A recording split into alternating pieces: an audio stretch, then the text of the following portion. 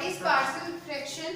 इसमें क्या होता है हमारे पास px plus Q x plus a x plus b। Clear? हमारे पास जो है इसमें px plus Q x plus a x plus b, इसमें कुछ फॉर्म्स है, तो मैं आपको पहले फॉर्म्स बता रही हूँ। तो a divided by x plus a plus b divided by x plus b। Clear? Next है px प्लस क्यू, अगर हमारे पास है x plus a x plus b x plus c, तो यहाँ पे क्या होगा a divided by x plus a plus b divided by x plus b plus c divided by x plus c। Clear है? उसके बाद नेक्स्ट px प्लस q, अगर हमारे पास यहाँ पे हो x प्लस a का होल स्क्वायर, तो यहाँ पे आएगा a divided by x plus a plus b divided by x plus a का होल स्क्वायर। तो ये फॉर्म्स है हमारे पास। इसी तरह से अगर हमारे पास px plus q x plus a का स्क्वायर और x प्लस b एक साथ आ जाए हमारे पास x प्लस a स्क्वायर और x प्लस b में, तो हम क्या करेंगे a divided by x plus a b divided by x plus a का whole square plus c divided by x plus b। Clear है? उसके बाद सेम इसी तरह से अगर हमारे पास है px plus q plus r x plus a, यहाँ पर है हमारे पास x स्क्वायर, ठीक है, यहाँ पर x स्क्वायर प्लस b है, तो यहाँ आएगा a divided by x plus a plus bx plus c x square plus b। तो पूरी पार्शियल फ्रैक्शन एक्सरसाइज 9.13 जो है इन फॉर्म्स पे ही डिपेंड है। मैं रिपीट कर रही हूँ, क्या है px plus q x plus a x plus b। तो जब हमारे पास यहाँ पर x प्लस a और x प्लस b से ये मतलब है कि x प्लस 2 x प्लस 3, ठीक है, लाइक लीनियर वाला, तो यहाँ पर क्या आता है a x plus 2 b x plus 3। इसी तरह से यहाँ पर x प्लस 4 हो जाएगा, तो यहाँ पर आएगा c divided by x plus, जितने भी टर्म्स हमारे हो जाएंगे। तो px plus q x plus a x plus b x plus c में भी हमारा सेम ऐसे ही होगा a x plus a b, मतलब कि जितनी हमारी ये टर्म्स बढ़ जाती हैं। सपोज अगर एक और हो जाता है x प्लस d, तो यहाँ पे क्या जाता d। क्लियर? इसी तरह से अगर किसी टर्म का स्क्वायर हो जाता है तो a x प्लस a, एक बार वो सिंगल फॉर्म में, दोबारा वो स्क्वायर फॉर्म में। और अगर इसी टाइप से हमारे पास कोई क्वेश्चन में ऐसे है, वैसे क्यूब नहीं है हमारे पास बट क्यूब हो सकता है, तो क्या करेंगे a x plus a b divided by x plus a का whole square plus c divided by x plus a का cube. Clear? Same px plus q x plus a का स्क्वायर x प्लस b, तो a divided by x plus a b divided by x plus a का square c divided by x plus b। Clear? उसके बाद अगर किसी form में square भी हो जाए तो तब यहाँ पे इकट्ठा आ जाता है bx प्लस c, और अगर x प्लस a क्यूब आ जाएगा तो हमारे पास ऐसे हो जाएगा। क्लियर है? अब हम इसकी करते हैं क्वेश्चंस।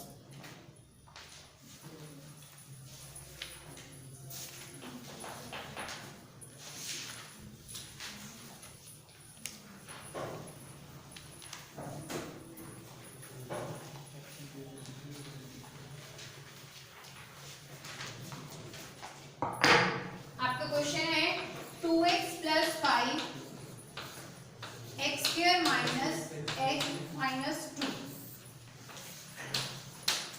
ठीक है, सपोज ये आपका कोई क्वेश्चन है, तो इसको हम कैसे करेंगे?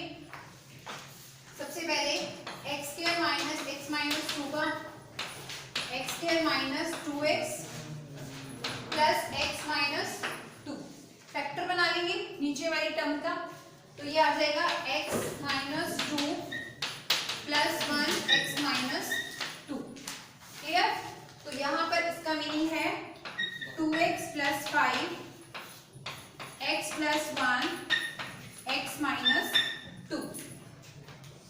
अब हमें ये वही वाली फॉर्म आ गई ना, x प्लस ए और x प्लस बी वाली फॉर्म आ गई, जिसमें क्या करते थे a divided by x plus a plus b divided by x plus b. तो यहाँ पर आ जाएगा a divided by x plus 1 plus b divided by x minus 2। Clear है?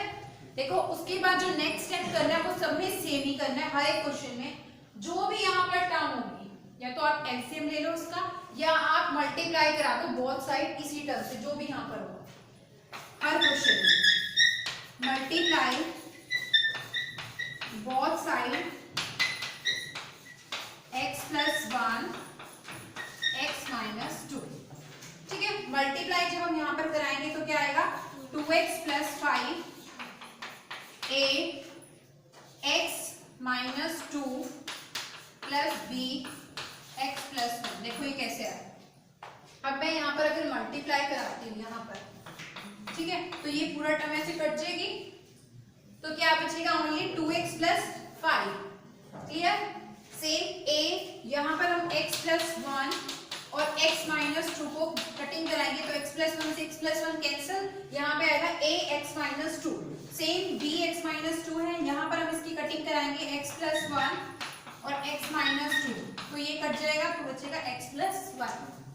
क्लियर है ये?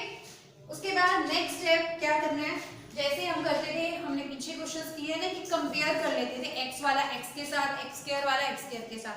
आप या तो उसको कंपेयर कर लो, या फिर आप ऐसा कर सकते हो कि जो भी यहाँ पर टर्म है, जैसे यहाँ पर x प्लस 1 और x माइनस 2, तो x प्लस 1 को भी 0 के इक्वल ले लो, तो क्या आएगी, x की वैल्यू माइनस 1, और x माइनस 2 को भी 0 के इक्वल, तो x की वैल्यू कितनी आएगी, प्लस 2। क्लियर? अब आप यही टर्म्स जो है इसमें पुट कर दो, x की जगह हम पुट कर देते हैं माइनस 1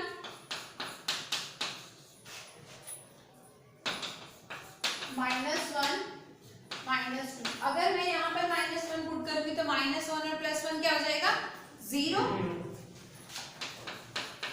तो वो 0 लिखने की नीड ही नहीं है, क्योंकि b 0 को किसी से मल्टीप्लाई कराएंगे तो वो हमारा 0 ही आएगा। यहाँ से हम इसको सॉल्व करते हैं, minus 2 plus 5 is to 3 minus 3, a यहाँ से क्या आएगा, माइनस 1।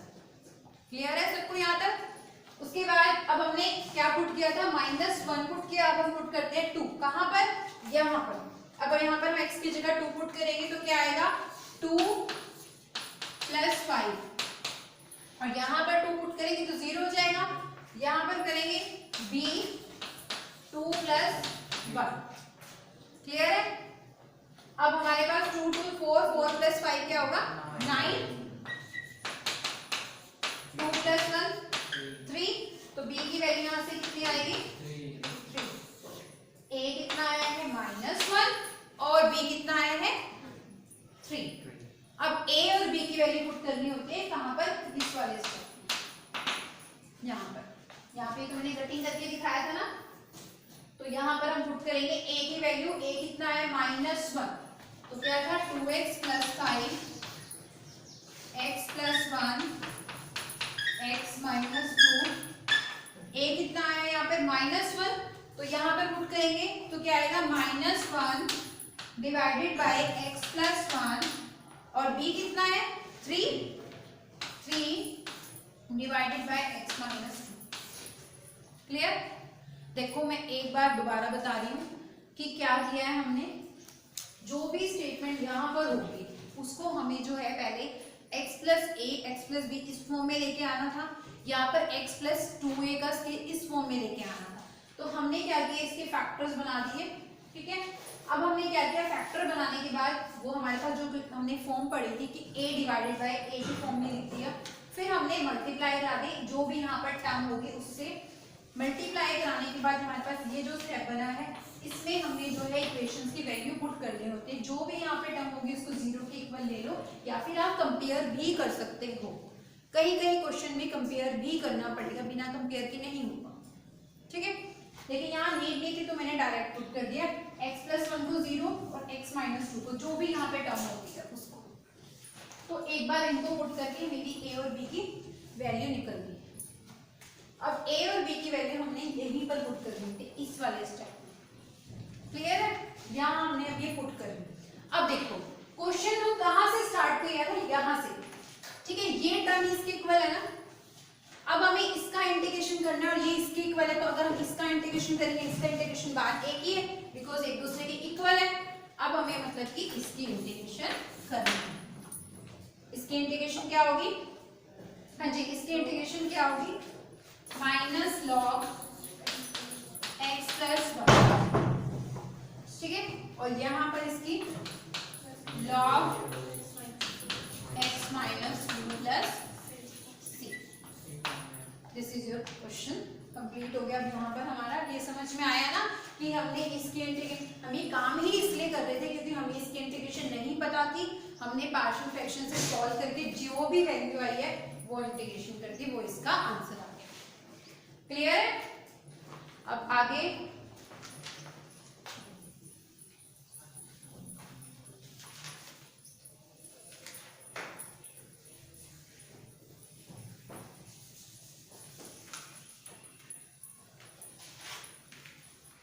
नेक्स्ट क्वेश्चन करते हैं। इसमें x cube divided by x square minus 4 dx।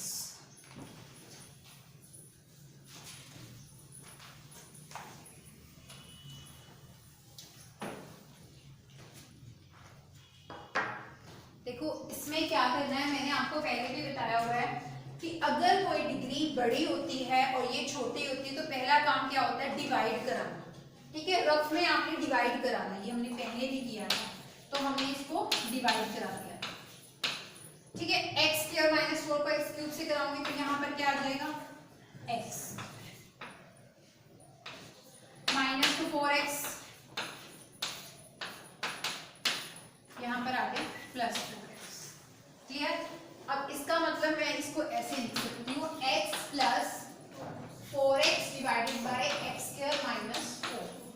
मैं रिपीट कर रही हूँ, कोई भी क्वेश्चन में अगर इसकी डिग्री ज्यादा, फुल इंटीग्रेशन में यही बात है, जहां भी इंटीग्रेशन में अगर कोई डिग्री आपको ऐसे मिलती है तो आपने उसको डिवाइड करना। किसको? ये बाहर रहता है, ये नीचे अंदर रहता है।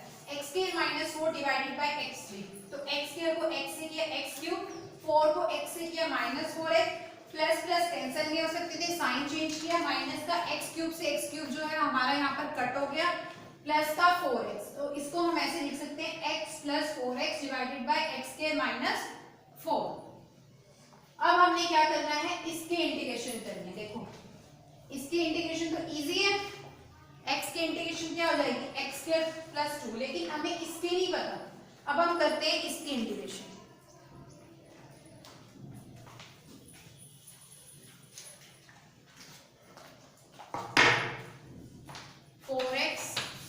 Divided by x square minus 4, इसको मैं ऐसे लिख सकती हूँ x minus 2 x plus 2।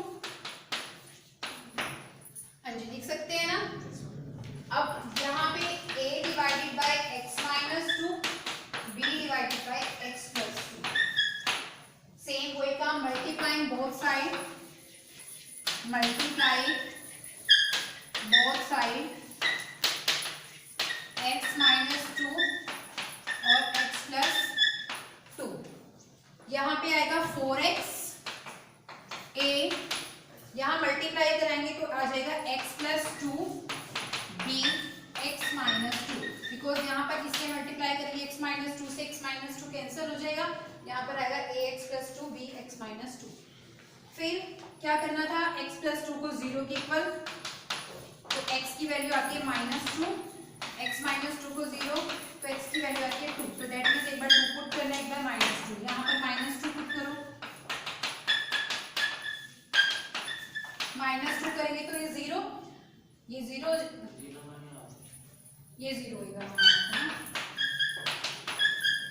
Plus b minus 2 minus 2, 4 two जा माइनस 8, यहाँ पे आएगा b माइनस 4, तो b आ जाएगा हमारा 2। उसके बाद x की जगह हमने एक बार माइनस 2 पुट किया, अब हम x की जगह पुट करते हैं 2, तो 4 टू जा 8,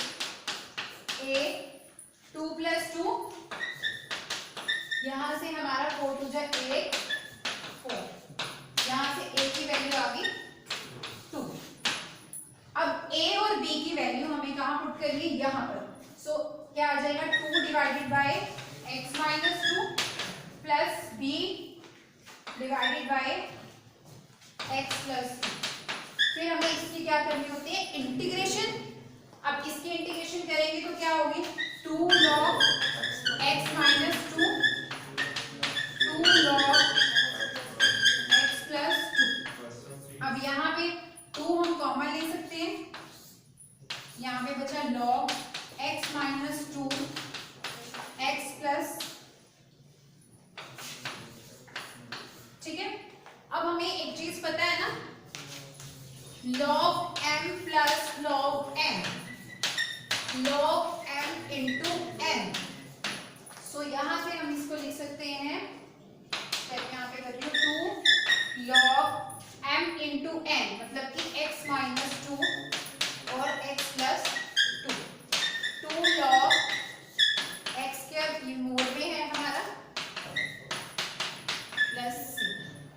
अब देखो ये जो हमने सॉल्व किया है वो किसको सॉल्व कर रहे हैं, इस वाले को, 4x अपन ये इसी की इंटीग्रेशन आई है, लेकिन अभी तो साथ में x भी था, तो x की अब यहाँ पर वैल्यू पुट कर दो। जैसे कि x की इंटीग्रेशन क्या होगी, x square divided by 2 plus log, ये हमारा आंसर। देखो मैं रिपीट करके एक बार, क्या किया है हमने, इसमें सबसे पहले x cube upon x square minus 2 को डिवाइड किया, डिवाइड करके ये टर्म बनी। अब हमें इसकी सेपरेट इंटीग्रेशन करनी होती, तो इसकी हमें पता है, इसकी नहीं पता। इसकी हमने बाय पार्शियल फ्रैक्शन सॉल्व किया, x minus 2 x plus 2, a divided by x minus 2 b divided by x plus 2।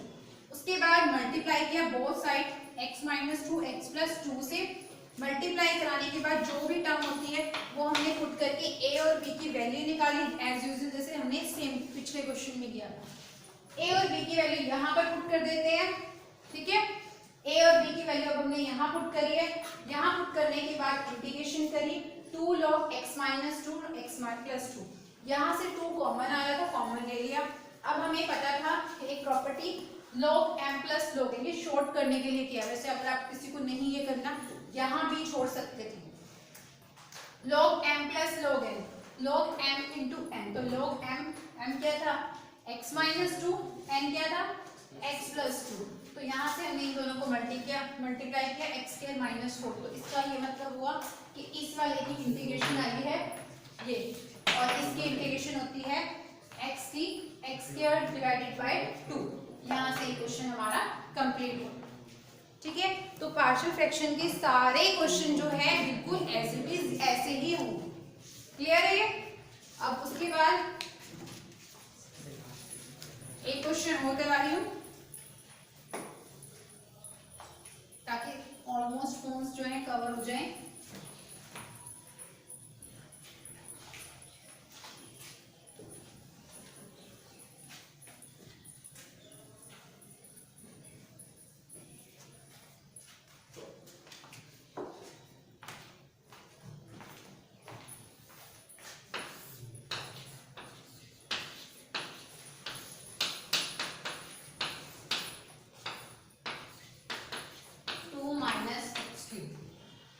कभी भी ऐसे क्वेश्चन आते हैं तो हम सबसे पहले पीछे भी करके आ रहे थे, क्या करते थे, क्योंकि कोई भी फॉर्म्स ऐसी नहीं पढ़ी हमने कि जिसके अंदर x क्यूब या ऐसा क्यूब है, तो पार्शियल फ्रैक्शन सिंपल तो इस पे नहीं लग सकता। तो अब हमें क्या करना है, x क्यूब को t लेट कर देना। x क्यूब का derivative 3x square dx equals to dt, x square dx की वैल्यू है dt डिवाइडेड बाय 3। तो x स्क्वायर dx की जगह हम लिख सकते हैं 1/3 बाहर dt divided bye 1 minus t और 2 माइनस t। अब ये हमारी जो है सिंपल फॉर्म बन गई है x minus a x minus b1। तो अब हम इसको चाहिए इन पर लिख लो a 1 minus t plus b 2 minus t, ठीक है। 1/3 बाहर ही रहेगा एज यूजुअल। अब हमारे पास इसका ये मतलब है dt 1 माइनस t 2 माइनस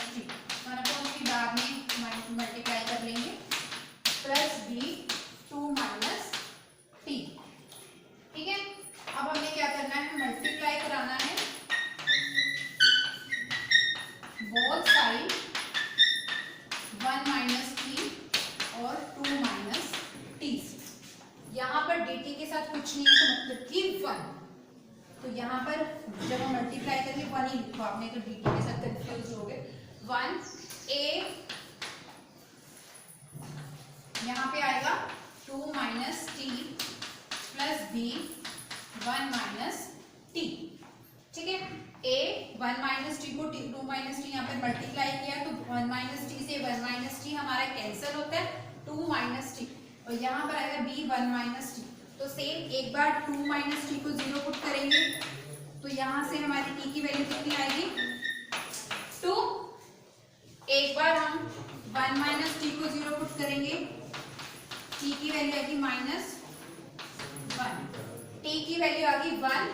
एक बार 2 पुट करो यहाँ पे तो कुछ है ही नहीं, यहाँ पर 2 पुट करेंगे तो 2 में से 2 गए 0, यहाँ पर करते हैं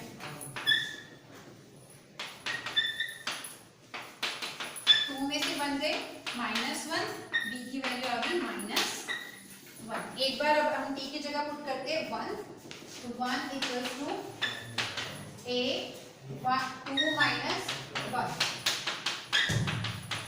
a कितना आ गया हमारा a1 b माइनस 1, यहाँ पर पुट कर लो, a की वैल्यू कितनी आई है 1, b आया -1, इसकी integration log 1 minus t 2 log 1 2 minus t plus c, साथ में 1/3 बार था ये आपका मल्टीप्लाई में।